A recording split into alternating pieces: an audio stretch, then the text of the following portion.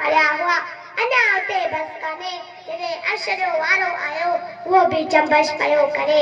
प्यारा साथियों को शक कोने त हसीन त यूसुफ हो, कलीम त सैयदना इब्राहिम हो, कलीम त मूसा हो, लेकिन जॾहिं मुझो साईं आयो त मोहम्मद पढ़ियो। मोहम्मद मतलब सारा है त पोइ बेवफाई आहे त महफिल में खामोशी हुजे।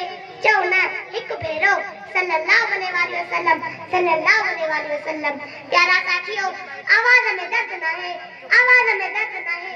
चओ न हिकु भेरो सल्लल्लाहु अलैहि वसल्लम सल्लल्लाहु अलैहि वसल्लम। किता तारीफ कया, किता शुरू कया ने हस्ती जी तारीफ जॾहिं खुद खुदा 6666 आयतन में कई। को शक कोने त हसीन त यूसुफ हो। बस आओ बेकार आजिज़ बंदी अल्फाज़न के समेटे वक्त रो कदर ईमान ताज़ो कंदी, मेहमान जो ईमान ताज़ो कंदी।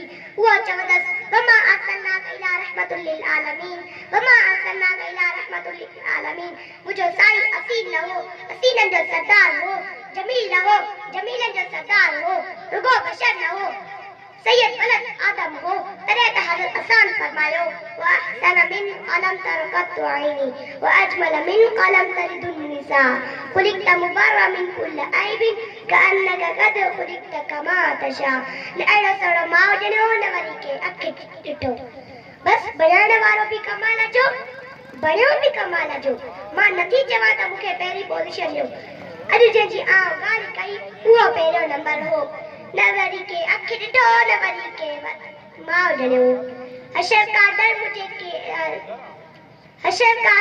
किसके लिए हो अमीन, हशर का डर मुझे किसके लिए हो अमीन। वो मेरा आका है, वो मेरा मौला है, जिसकी झोली में जन्नत बिछाई गई। अमीन।